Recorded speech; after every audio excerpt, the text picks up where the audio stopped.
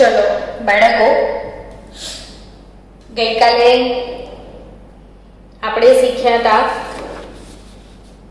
Ionic બંધ ને આજે શું શીખવાના છીએ? હવે સહસંયોજક બંધ કોને કહેવાય અને તેના પ્રકાર વિશે. તો આજે કયો બંધ શીખવા જઈ રહ્યા છો? સહસંયોજક બંધ. આ સહસંયોજક બંધ એટલે શું? હમણાં સુધી આપણે બંધનો એક પ્રકાર ભણી ગયા ને એ પ્રકાર કયો હતો? આયોનિક બંધ. આયોનિક બંધનું બીજું નામ હતું બંધ એટલે આકર્ષણ. તો આપણે કીધું હતું કે સ્થિર વિદ્યુત આકર્ષણ બળ અથવા કુલંબિક આકર્ષણ બળ એટલે આયોનિક બંધ. અને આયોનિક બંધ જનરલી શેમાં જોવા મળે છે? તો આયનોમાં. આવું આપણે ભણ્યા છીએ. શેમાં જોવા મળે છે? આયોનિક બંધ આયનોમાં જોવા મળે છે. તો આયનિક બંધ શેમાં જોવા મળે છે? આયનોમાં. અને એમાં શું હોય છે બેઝિકલી? તો ઇલેક્ટ્રોનનું સ્થાનાંતરણ. અર્થાત કોઈ એક સ્પીસીસ ઇલેક્ટ્રોન ગુમાવે છે અને કોઈ એક મેળવે છે. તો એ પ્રકારનો બંધ આયનિક બંધ તમે ભણી ચૂક્યા છો. હવે આજે આપણે નવા પ્રકારના બંધને ડિસ્કસ કરવાના છીએ ને એ બંધ કયો? સહસંયોજક બંધ. તો સહસંયોજક બંધમાં ઇલેક્ટ્રોનની ભાગીદારી કરવાની હોય છે. ઇલેક્ટ્રોનની શું કરવાની હોય છે? ભાગીદારી. તો કેવી રીતે? તો કે જો સપોઝ ક્લોરીન છે મારી પાસે ને અહીં પણ ક્લોરીન છે. જો સોડિયમ અને ક્લોરીન હોય તો બહુ જ મજા આવે. કેમ? તો કે આને ઇલેક્ટ્રોન ગુમાવવાની ઈચ્છા છે, આને ઇલેક્ટ્રોન મેળવવાની ઈચ્છા છે. આ ગુમાવીને ધનાયન બનાવી દે છે, આ મેળવીને ઋણાયન બનાવે છે અને ધન અને ઋણ વચ્ચે આકર્ષણ પેદા થઈને બંધ બની જાય છે. પણ અહીંયા કેવું હતું કે એક દાનેશ્વરી હતો ને એક ભિખારી હતો. એટલે મજા આવી ગઈ कि एक को देना था दूसरे को लेना था. लेकिन जब दोनों भिखारी साथ में है, बनने में लेવું જ છે. अच्छा મને હું કોને બચાવો કે ક્લોરીન का સમૂહનો સભ્ય છે, ક્લોરીન का સમૂહનો સભ્ય છે. જલ્દી બોલો. 17મા સમૂહ. 17મા સમૂહને હેલોજન સમૂહ કહેવાય છે. ખ્યાલ છે બધાને? અને 17મા સમૂહનો સભ્ય હોય તો એની છેલ્લી કક્ષામાં 7 ઇલેક્ટ્રોન હોય. કેટલા ઇલેક્ટ્રોન હોય 17મા સમૂહના સભ્યની છેલ્લી કક્ષામાં? 7 ઇલેક્ટ્રોન. તો આ ક્લોરીન જે છે એની છેલ્લી કક્ષામાં 7 ઇલેક્ટ્રોન છે. હવે વિચારો કે લુઈસ અંકલ શું કહે છે કે દરેકને પોતાની છેલ્લી કક્ષામાં અષ્ટક પૂર્ણ કરવાની ઈચ્છા હોય. એટલે આ ક્લોરીનને એવું ફીલ થાય છે કે મારા પાસે એક ઇલેક્ટ્રોન કોઈ આપે તો અષ્ટક પૂર્ણ. આને પણ એવું જ છે. તો આ લોકો શું કરશે કે એક ઇલેક્ટ્રોન આ ક્લોરીનનો ને એક ઇલેક્ટ્રોન આ ક્લોરીનનો, આ બંને વચ્ચે ભાગીદારી થશે. એ બંને વચ્ચે શું થશે? એક ઇલેક્ટ્રોનની ભાગીદારી થઈ જશે. જો ને એ લોકો એક ઇલેક્ટ્રોનની ભાગીદારી કરશે તો બંનેનો અષ્ટક પૂર્ણ થઈ જશે. કે એક તારો ને એક મારો, ₹5 આના ₹5 આના, બેવના ₹5 એક સમોસો લેવાનો અને અડધો અડધો ખાવાનો.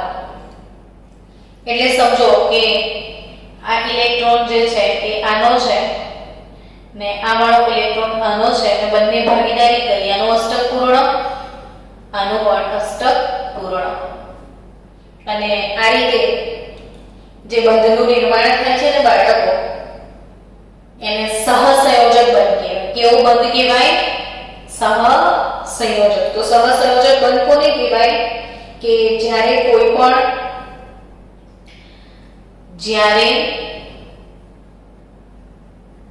કોઈ પણ બે સમાન અથવા જ્યારે કોઈ પણ બે સમાન અથવા અસમાન એટલે વિષમ તત્વના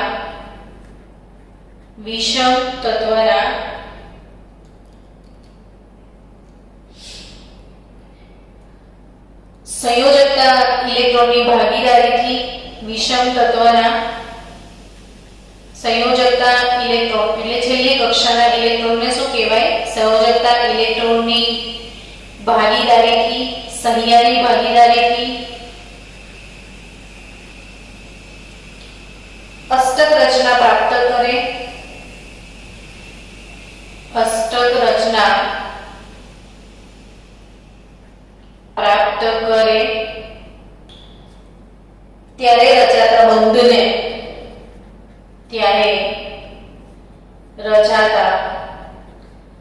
બંધને સહસંયોજક બંધ કહેવાય. એટલે બાળકો વ્યાખ્યા લખો તો મોડે થઈ જાય સરસ. કોને કહેવાય સહસંયોજક બંધ? તો એની વ્યાખ્યા મેં લખી દીધી કે જ્યારે કોઈ પણ બે તત્વ સમાન હોય કે અસમાન હોય એમના સંયોજકતા ઇલેક્ટ્રોનની ભાગીદારીથી અષ્ટક રચના પ્રાપ્ત કરે. જો આ લોકોએ એક એક ઇલેક્ટ્રોનની ભાગીદારી કરીને પોતપોતાનું અષ્ટક પ્રાપ્ત કર્યું તો એને સહસંયોજક બંધ કહેવાય. હવે આમાં અગત્યના ટર્મ સમજો કે બંધન કારક ઇલેક્ટ્રોન યુગ્મ, જેને આપણે ઇંગ્લિશમાં કહીએ છીએ બોન્ડિંગ પેર. બોન્ડિંગ પેર તો કોને કહેવાય બોન્ડિંગ પેર? તો કે જે ઇલેક્ટ્રોન યુગ્મ બંધ બનાવવામાં ભાગ લે. જો આ ઇલેક્ટ્રોન યુગ્મ જે છે ને એમણે બંધ બનાવ્યો છે, તો જેને ભાગીદારી કરી છે એ કેવું ઇલેક્ટ્રોન યુગ્મ કહેવાય? તો કે બંધનકારક ઇલેક્ટ્રોન યુગ્મ કહેવાય. જે બંધ બનાવવામાં ભાગ લે એને બંધનકારક ઇલેક્ટ્રોન યુગ્મ કહેવાય. સમજી રહ્યા છો? તો જે ઇલેક્ટ્રોન યુગ્મ બંધ બનાવવામાં ભાગ ન લે, જે બંધ બનાવવામાં ભાગ ના લે એને શું કહેવાય? તો એને અબંધકારક ઇલેક્ટ્રોન યુગ્મ, જેને નોન બોન્ડિંગ ઇલેક્ટ્રોન પેર યા તો લોન પેર ને લોન પેર એટલે LPQ કહેવાય. તો આપણે જે ક્લોરીનનો અણુ તમે લખ્યો છે, આ ક્લોરીનના અણુમાં સમજો કે બંધનકારક કેટલા છે ને અબંધકારક કેટલા છે એ ગણી નાખીએ. તો બંધનકારક આ એક જ ઇલેક્ટ્રોન યુગ્મ છે કે જે બંધનકારક છે. તો અબંધકારક કેટલા? તો કે સિવાયના બધા 1 2 3 4 5 અને 6 ઇલેક્ટ્રોન યુગ્મ અબંધકારક ને 1 ઇલેક્ટ્રોન યુગ્મ બંધનકારક. હવે ક્લોરીન અને ક્લોરીન વચ્ચે ફક્ત એક ઇલેક્ટ્રોનની જ ભાગીદારી થાય છે. એક ઇલેક્ટ્રોનની ભાગીદારી થાય એટલે ક્લોરીન અને ક્લોરીન વચ્ચે સિંગલ બોન્ડ રચાય. આને સિંગલ બોન્ડ કહેવાય. શું કહેવાય? Single bond. તો ક્લોરીન અને ક્લોરીન, કોઈ સવાલ પૂછે Cl2 અણુ, તો તમને ખ્યાલ આવી જવો જોઈએ કે Cl2 અણુમાં આ સહસંયોજક સિંગલ બોન્ડ એટલે કે એકલ બંધ છે. સહસંયોજક એક બંધ છે ક્લોરીનના અણુમાં. તો આઈ થિંક આટલી કમ્પ્લીટલી સમજણ પડી હશે તમને. મેં બધા જ ટર્મ્સ તમને આમાં સમજાવી દીધા છે કે ઇલેક્ટ્રોનની ભાગીદારી થાય છે. વ્યાખ્યા શું છે સહસંયોજક બંધની? તો એવું કહેવાય કે જ્યારે કોઈ પણ બે સમાન અથવા વિષમ તત્વના સંયોજકતા ઇલેક્ટ્રોનની ભાગીદારીથી અષ્ટક રચના પ્રાપ્ત કરે ત્યારે રચાતા બંધને સહસંયોજક બંધ કહીશું. અપવાદ તરીકે હાઇડ્રોજન, કારણ કે હાઇડ્રોજનમાં અષ્ટક પૂર્ણ નથી થતું, ડુપ્લેટ થાય છે એમાં. ને બંધનકારક ઇલેક્ટ્રોન યુગ્મ કોને કહેવાય? તો કે જે બંધ બનાવવામાં ભાગ લે. ને અબંધકારક ઇલેક્ટ્રોન યુગ્મ કોને કહેવાય? કે જે બંધ બનાવવામાં ભાગ લેતો નથી. હવે આ પ્રકારનો જે સહસંયોજક બને છે એવું આપણે હાઇડ્રોજનનો કેવો બને એ સમજીએ. તો કે હાઇડ્રોજન, એના પાસે એક જ ઇલેક્ટ્રોન છે, એની જોડે બીજો હાઇડ્રોજન આવે તો એના પાસે પણ એક જ ઇલેક્ટ્રોન છે. તો હાઇડ્રોજનની નજીક કોઈ નિષ્ક્રિય વાયુ છે? તો તમે અમને જવાબ આપી દેશો, હા હા મેડમ ખબર છે અમને. હિલિયમ. હિલિયમ નિષ્ક્રિય વાયુ છે ને, હાઇડ્રોજનની જસ્ટ બાજુમાં નિષ્ક્રિય વાયુ હિલિયમ છે ને એની જોડે 2 ઇલેક્ટ્રોન છે. તો હાઇડ્રોજનને હિલિયમ જેવું બનવાની ઈચ્છા વધારે છે. એટલે હાઇડ્રોજન શું વિચારે છે કે કાશ મને કોઈ ઇલેક્ટ્રોન આપે તો મેં હિલિયમ બની જાઉં. એટલે આ બંને હાઇડ્રોજન પોતાના એક ઇલેક્ટ્રોનની ભાગીદારી કરી દે. આને પણ વાપરવાનો, આને પણ વાપરવાનો, ને બંને વાપરે તો બંને નિષ્ક્રિય થાય અને H2 અણુનું નિર્માણ થાય. તો અહીં પણ હાઇડ્રોજન અને હાઇડ્રોજન વચ્ચે એક જ ઇલેક્ટ્રોન યુગ્મ છે. અહીંયા કોઈ અબંધકારક ઇલેક્ટ્રોન યુગ્મ નથી, બંધનકારક એક છે. અબંધકારક ઇલેક્ટ્રોન યુગ્મની સંખ્યા અહીંયા 0 છે. યુગ્મ શબ્દ આવે એટલે 2 ઇલેક્ટ્રોન. તમે શૂઝ ખરીદવા જાઓ તો શૂઝ 2 જ આવે. એક આવે કોઈ એક શૂઝ કે એક સ્લીપર લઈને આવે ના આવે ને, તો એ પેરમાં જ હોય હંમેશા. તો આ બોન્ડિંગ પેર 1 અને લોન પેર 0. હવે બીજું ઉદાહરણ લઈએ, ઓક્સિજન. ચલો કેસો મને ઓક્સિજન કયા સમૂહનો સભ્ય? જલ્દી આન્સર આવવો જોઈએ હવે તો, ફાસ્ટ બતાવો બચ્ચો.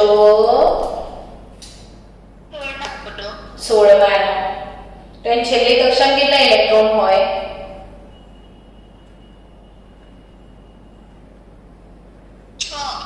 6 હોય. એને અષ્ટક પૂર્ણ કરવા માટે કેટલા ખૂટે?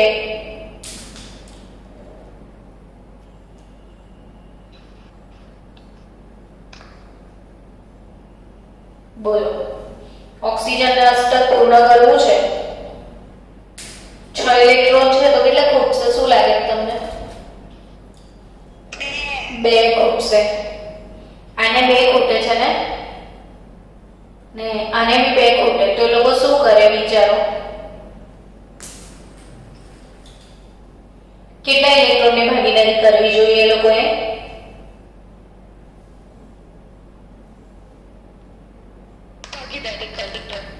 બેની કરવી જોઈએ ને. તો બંને આને એક ની કરી કારણ કે એમને એકની જ જરૂર હતી, અને 2ની જરૂર છે.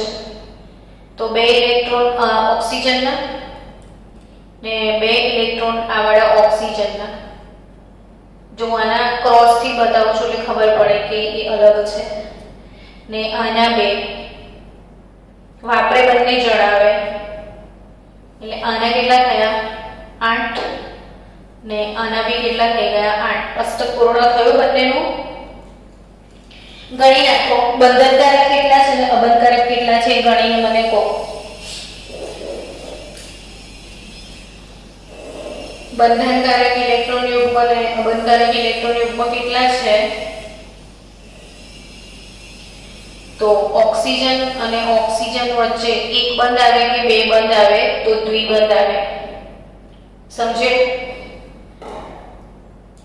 તો આમાં બંધનકારક ઇલેક્ટ્રોન યુગ્મ 2 છે અને અબંધકારક કેટલા? તો કે 1 2 3 અને 4. તો 2 બંધનકારક અને 4 કેવા? અબંધકારક. ચલો ત્રીજો એક્ઝામ્પલ લઈએ. નાઇટ્રોજન અણુ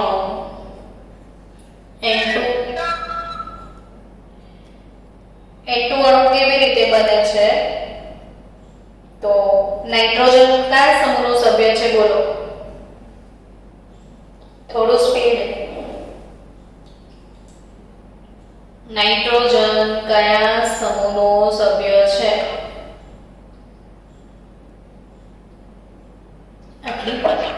હા 15મો સમૂહ. તો 15મા સમૂહની છેલ્લી કક્ષામાં કેટલા ઇલેક્ટ્રોન હોય?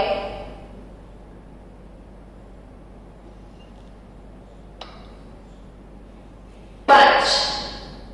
તો 1 2 3 4 અને 5. તમે લોકો સાથે સાથે લખો છો ને કે નથી લખતા? તમે પણ જોડે લખવાનું રાખજો.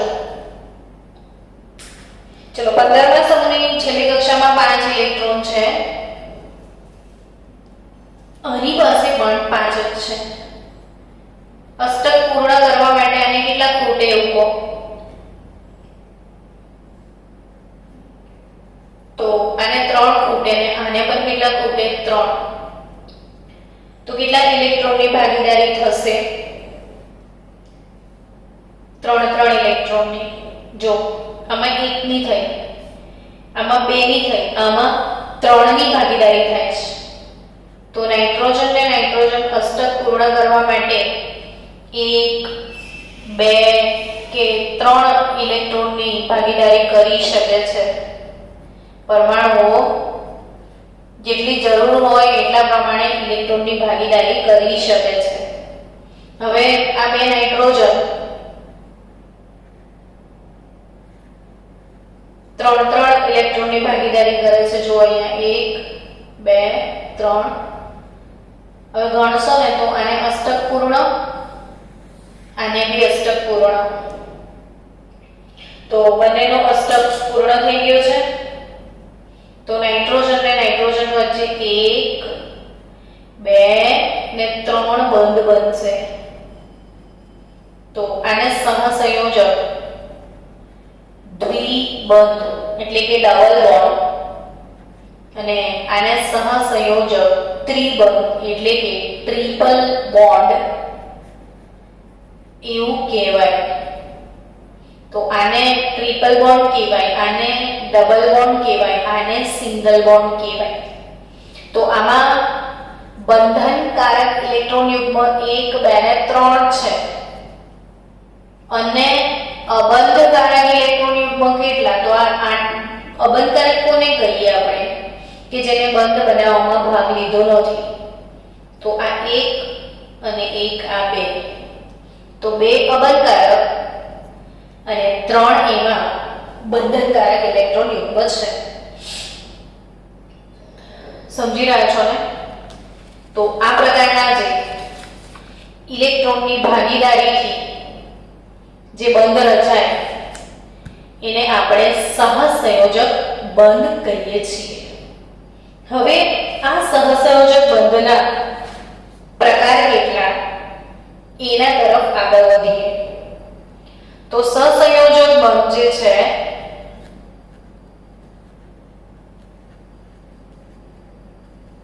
એના બાળકો કુલ 3 પ્રકાર છે. 3 પ્રકારમાં પહેલો પ્રકાર છે ધ્રુવીય સહસંયોજક બંધ. બીજો પ્રકાર છે અધ્રુવીય સહસંયોજક બંધ અને ત્રીજો પ્રકાર છે સવર્ગ સહસંયોજક બંધ, જેને ડેટિવ બોન્ડ પણ કહેવાય છે. ડેટિવ બોન્ડ. તો 3 પ્રકાર છે સહસંયોજક બંધના. કેટલા પ્રકાર છે સહસંયોજક બંધના? 3 પ્રકાર. ધ્રુવીય, અધ્રુવીય અને સવર્ગ સહસંયોજક. એમાં આપણે ડિસ્કસ કરીએ ને પહેલી ધ્રુવીય સહસંયોજક બંધની ડિસ્કસ આપણે કરીએ. તો કે ધ્રુવીય સહસંયોજક બંધ એટલે શું? તો એની વ્યાખ્યા લખી લો પહેલા કે આ પ્રકારના બંધની રચનામાં અલગ અલગ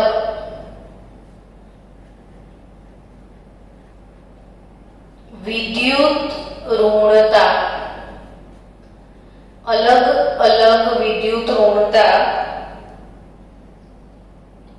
ધરાવતા તત્વો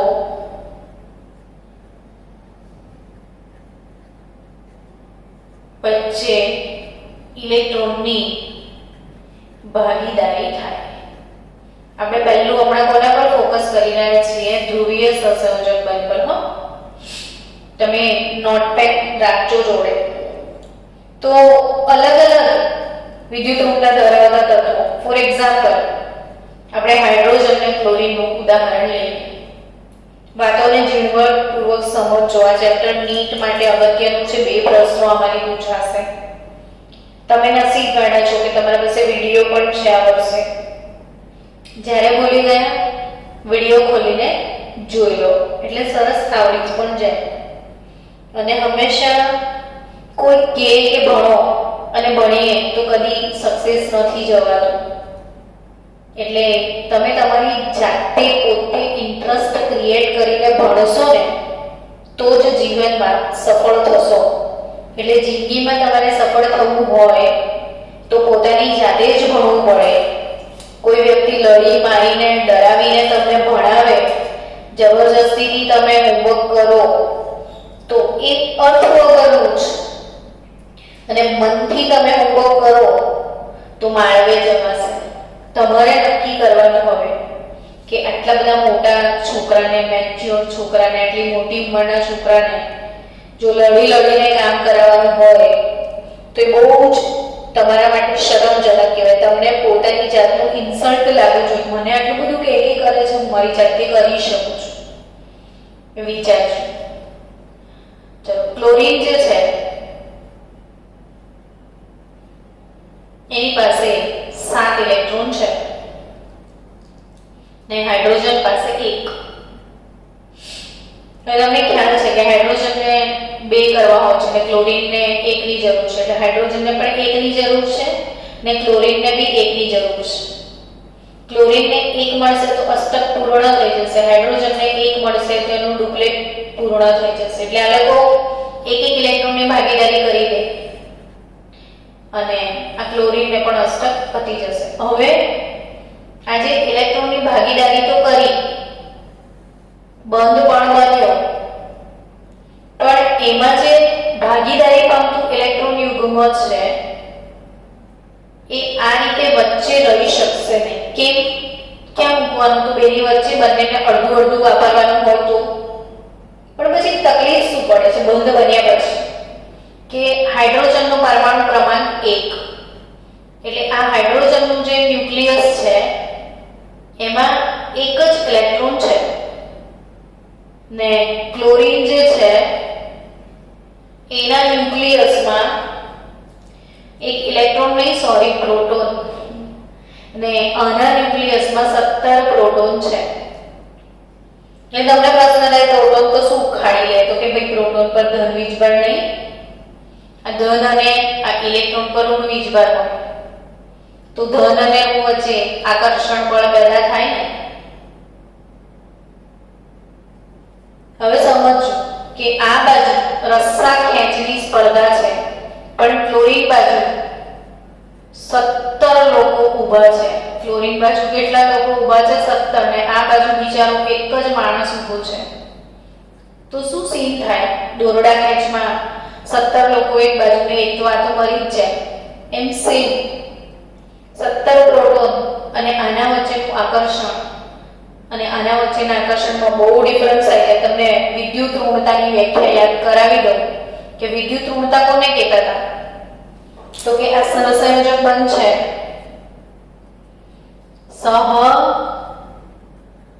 સહસંયોજક બંધ છે, એમાં આ જે ઇલેક્ટ્રોન છે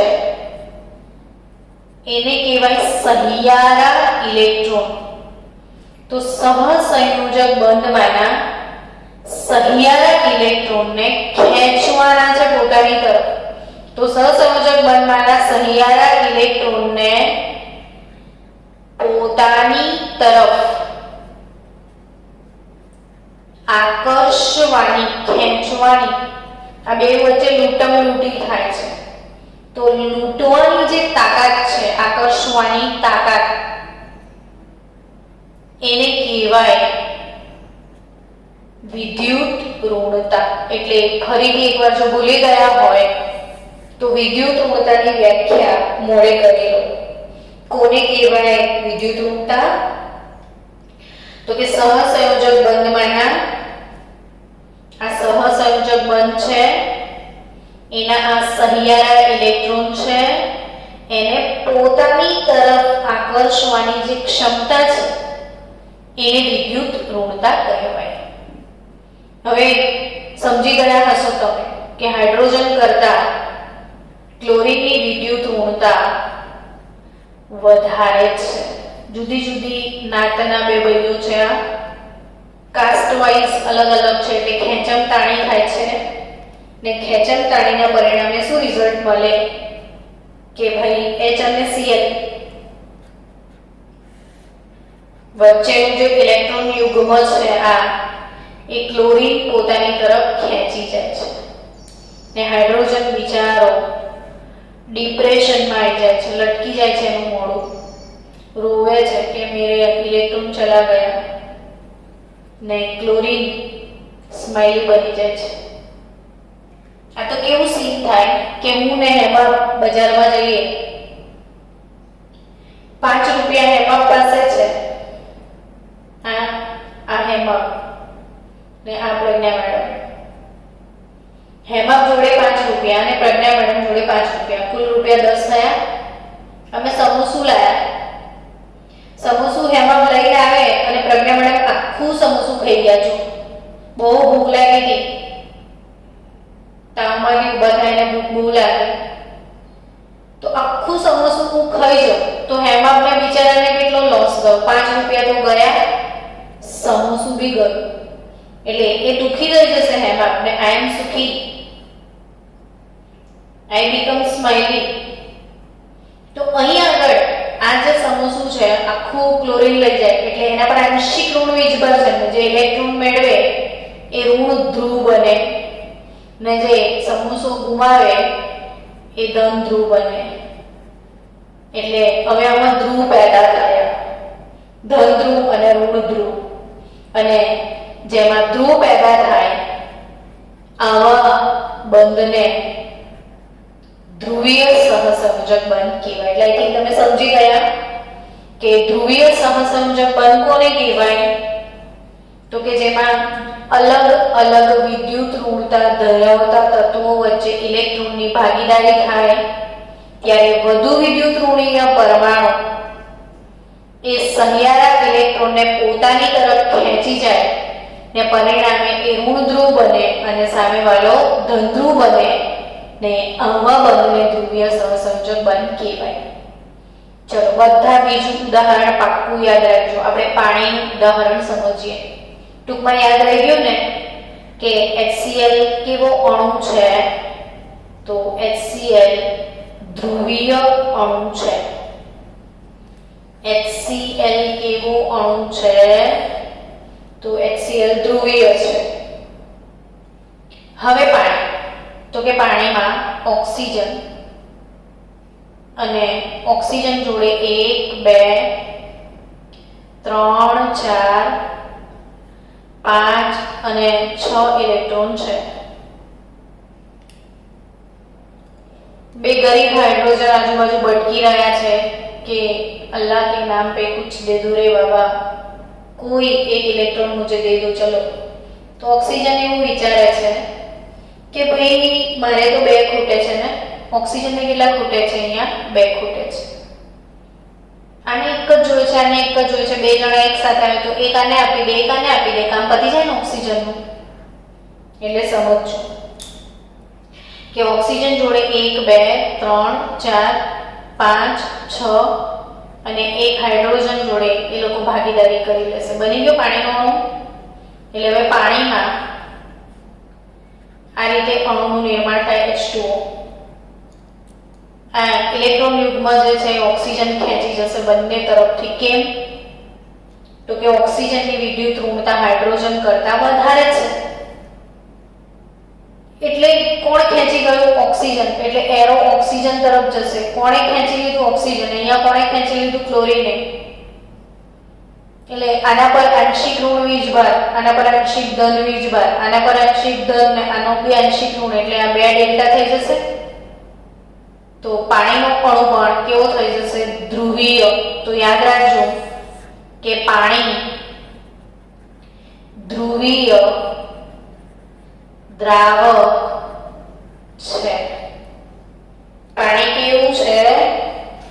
ધ્રુવીય દ્રાવક છે. પાણી ધ્રુવીય દ્રાવક છે. તો આઈ થિંક તમને ક્લિયરલી ખબર પડી ગઈ કે ધ્રુવીય સહસંયોજક બંધ શું હોય છે.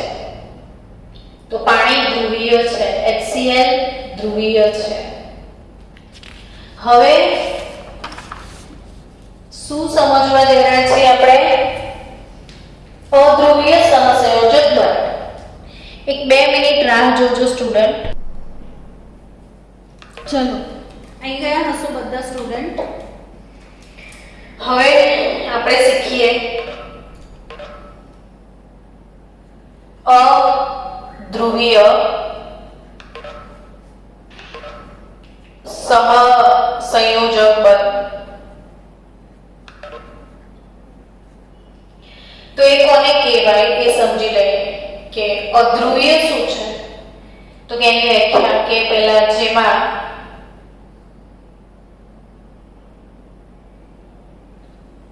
ધ્રુવીય બંધની વ્યાખ્યા શું? અધ્રુવીય કે જેમાં એક જ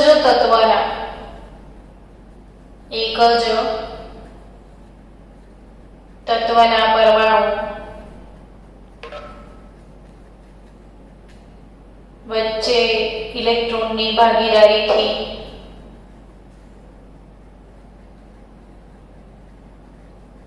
બંધનું નિર્માણ થાય તો એને અધ્રુવીય કહેવાય. જેમ કે આપણે હમણાં શીખ્યા H2 O2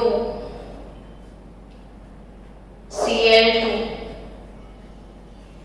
N2 F2 વગેરે. કેમ? તો કે હાઇડ્રોજન ને હાઇડ્રોજન વચ્ચે ભાગીદારી થાય તો બંને પરમાણુની વિદ્યુત ઋણતા સમાન જ છે. એટલે અહીંથી જેટલું આકર્ષણ બળ આને મળશે એટલું જ આને મળશે. બંને તરફથી આકર્ષણ બળ સમાન છે. એટલે ઇલેક્ટ્રોન યુગ્મ વચ્ચે જ રહેશે. એટલે કોઈ ધનધ્રુવ ને ઋણધ્રુવ પેદા થશે નહીં. તો આવા પ્રકારના બંધને આપણે શું કહીશું? અધ્રુવીય સહસંયોજક બંધ. એટલે બહુ સિમ્પલ વ્યાખ્યા છે કે જ્યારે એક જ તત્વના પરમાણુ વચ્ચે ઇલેક્ટ્રોનની ભાગીદારી થઈને બંધ બને સમાન પ્રકારના સમાન વિદ્યુત ઋણતા ધરાવતા તત્વો વચ્ચે, તો એ અધ્રુવીય સહસંયોજક બંધ બને. કાર્બન ને હાઇડ્રોજનની વાત કરું ને એની વચ્ચે ભાગીદારી થાય તો આમાં કેવું છે કે કાર્બન ને હાઇડ્રોજન બંનેની વિદ્યુત ઋણતા લગભગ સમાન છે. સમાન છે તો ઇલેક્ટ્રોનની ખેંચણતાણી નહીં થાય, એટલે એ પણ કેવું બંધ કહેવાય, CH બંધ પણ અધ્રુવીય જ કહેવાય. એટલે યાદ રાખજો કે જે આલ્કેન હાઇડ્રોકાર્બન ભણો છો તમે, આલ્કેન એનો સ્વભાવ કેવો છે? અધ્રુવીય છે. આલ્કેન હાઇડ્રોકાર્બનનો સ્વભાવ કેવો છે? અધ્રુવીય સ્વભાવ છે.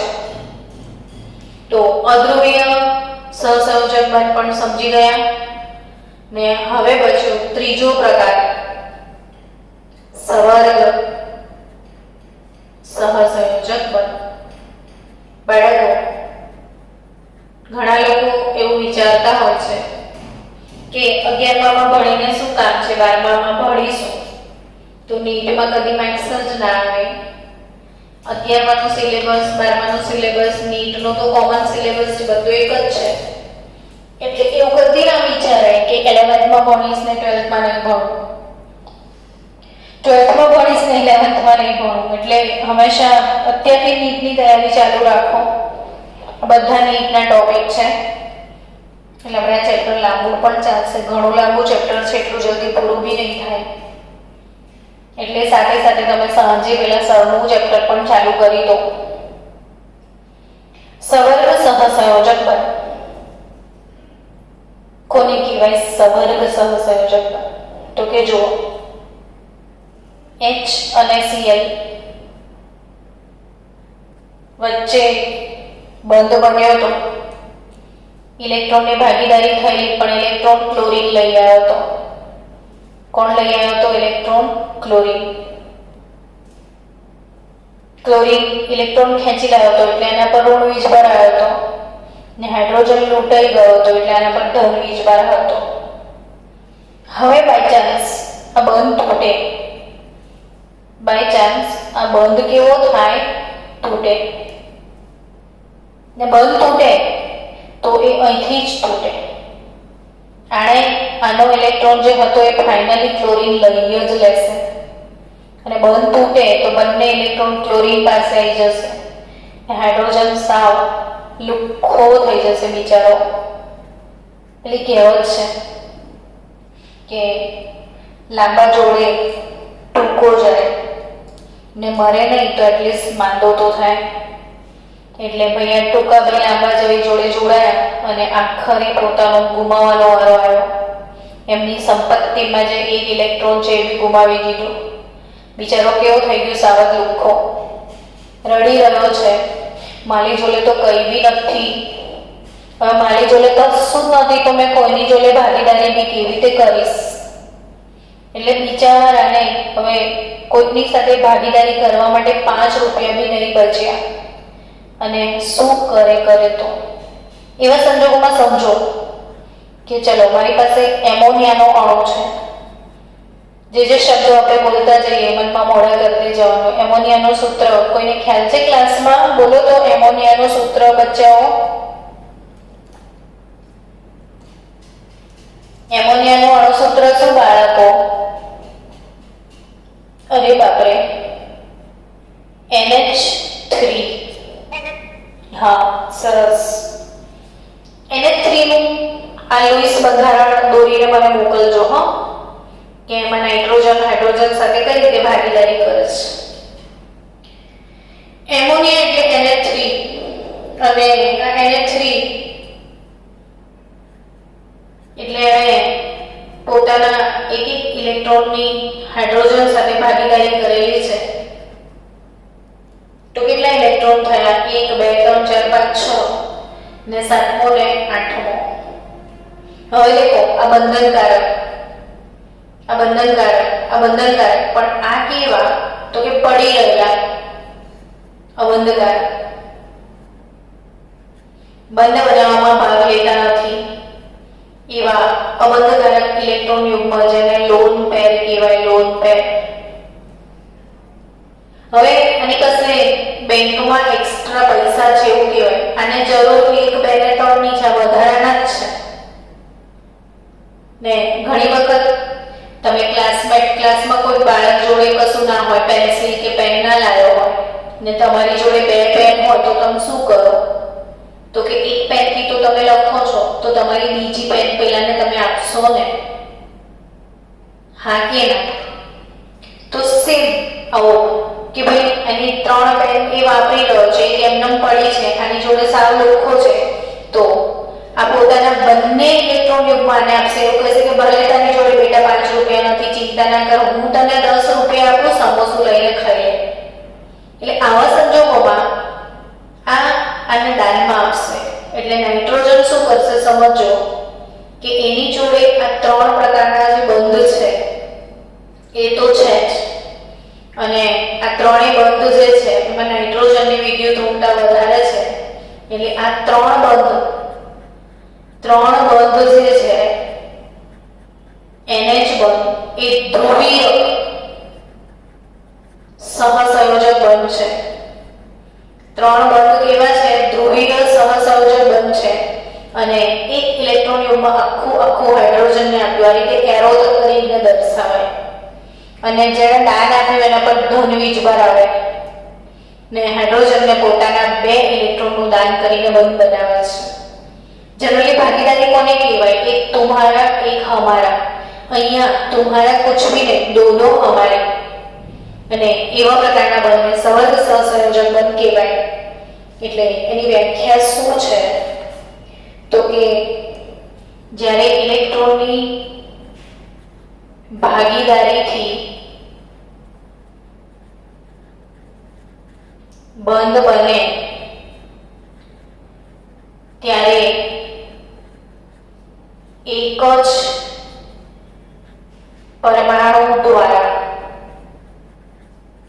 જ પરમાણુ દ્વારા બંને ઇલેક્ટ્રોનનું દાન થાય.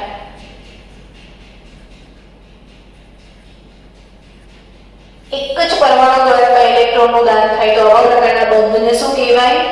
સવર્ગ સહસંયોજક બંધ. તો આ સવર્ગ સહસંયોજક બંધ છે. તો આજે આપણે શીખ્યું સહસંયોજક બંધના પ્રકાર. આવતીકાલે આના હજી વધારે ઉદાહરણ આપી સવર્ગ સહસંયોજક બંધના ઘણા બધા ઉદાહરણ સાથે આપણે લુઈસ બંધારણ શીખીશું. તો મળીએ આવતીકાલે. Bye bye. હોમવર્ક કરીને મોકલજો મને બાળકો.